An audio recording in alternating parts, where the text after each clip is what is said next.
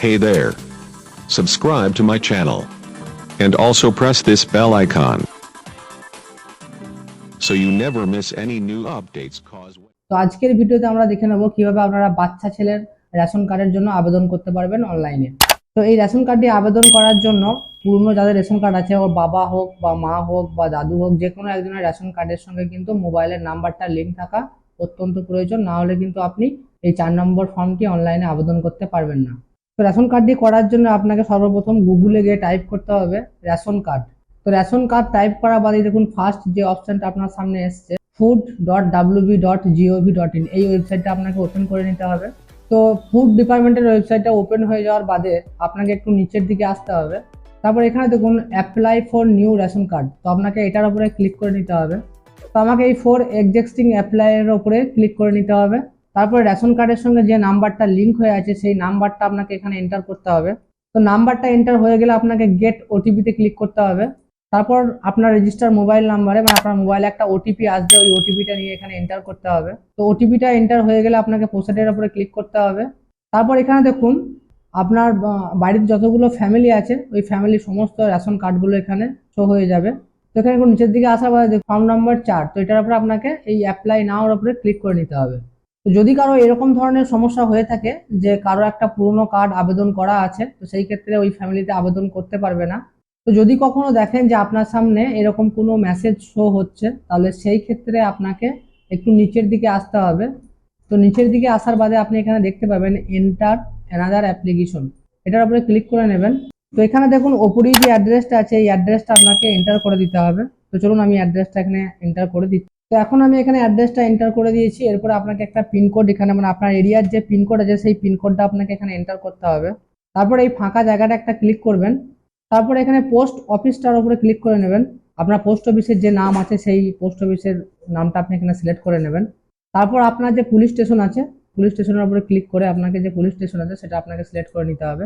আর এখন এখানে দেখুন ফ্যামিলি মেম্বার, তো নতুন যে ফ্যামিলিটাকে আপনি ফ্যামিলি মেম্বারের সঙ্গে যাকে অ্যাড করতে চাইছেন, তো সেই মেম্বারের ফার্স্ট নামটা এখানে দিয়ে দেবেন।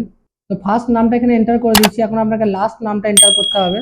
তো ফার্স্ট নাম আর লাস্ট নেম আপনার এন্টার হয়ে গেছে। তো ফার্স্ট নাম লাস্ট নেম এন্টার করার বাদে তো এখানে বলা হয়েছে father name and mother name, তো আপনি মায়ের নামও এখানে ইউজ করতে পারেন, বাবার নামও আপনি এখানে ইউজ করতে পারেন।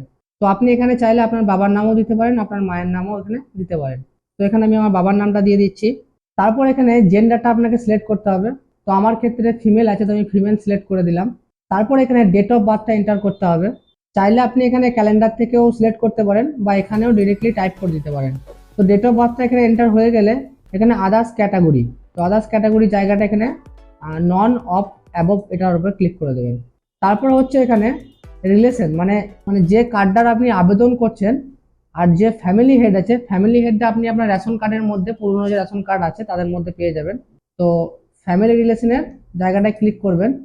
তো সেই ফ্যামিলি হেডের সঙ্গে আপনার কি সম্পর্ক সেটা আপনি এখানে সেট করে দেবেন।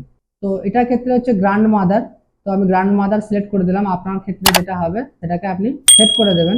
তো আমি গ্র্যান্ড মাদার সিলেক্ট করে দিলাম। তারপর এখানে আপনি একবার সমস্ত কিছুটা চেক করে নেবেন ভালো করে, নাম টাম সবকিছু ঠিকঠাক টাইপ করেছেন কিনা। তো এখানে আমার সবকিছু ঠিকঠাকই আছে। এখন আমি এখান থেকে নেক্সট করে দেবো। তো নেক্সট করার বাদে আপনাকে আবারও একবার এখানে দেখুন সমস্ত নামটা এখানে দেখানো হয়েছে, তো সেখান থেকেও আপনি আরেকবার চেক করে নেবেন আর ফাইনালি একবার ফাইনাল হয়ে যাবেন। তারপর এখানে দেখুন এই যে বক্সটা আছে এই বক্সের মধ্যে আপনাকে একটা চেকমার্ক লাগাতে হবে। তারপরে আপনাকে এখানে প্রসিডে ক্লিক করতে হবে। তো প্রসিডে ক্লিক করার বাদে তো উপরে এখানে দেখতে পাবেন সমস্ত মেম্বারের নামগুলো এখানে এসে গেছে। তারপরে দেখুন একটু নিচের দিকে আইলে এখানে 300 কেবির মধ্যে একটা জেপিজি বা পিডিএফ এর মধ্যে আপনাকে একটা ডকুমেন্টস আপলোড করতে হবে। যেহেতু এটা বাচ্চা ছেলে, তো এই ক্ষেত্রে একটা বার্থ সার্টিফিকেটটা আমি দিয়ে দেবো। তো এখন আমি এই বার্থ সার্টিফিকেটটা আপলোড করে দেবো। এখানে চয়েস ফাইলের উপরে ক্লিক করব। তো আমি এই আপলোডের জায়গাটায় ক্লিক করে আমি আবারও আপলোড করে দিলাম। তো এখন দেখুন এটা সাকসেসফুলি আপলোড হয়ে গেছে। তো এই জায়গাটার উপর আপনাকে একটা চেকমার্ক লাগাতে হবে এই বক্সটার মধ্যে। গেট ওটিপিতে ক্লিক করতে হবে। তারপর আপনার যে রেজিস্টার মোবাইল নাম্বার আছে ওখানে একটা ওটিপি আসবে, ওই ওটিপিটা নিয়ে আপনাকে এখানে এন্টার করতে হবে আর সাবমিট ওটিপিতে ক্লিক করে দিতে হবে। তো এখন দেখুন অ্যাপ্লিকেশনটা সাকসেসফুলি সাবমিট হয়ে গেছে। তারপর আপনাকে আবারও যে প্রথম যে পেজটা আছে সেই পেজে চলে আসতে হবে। এখানে চেক স্ট্যাটাসের উপর ক্লিক করতে হবে।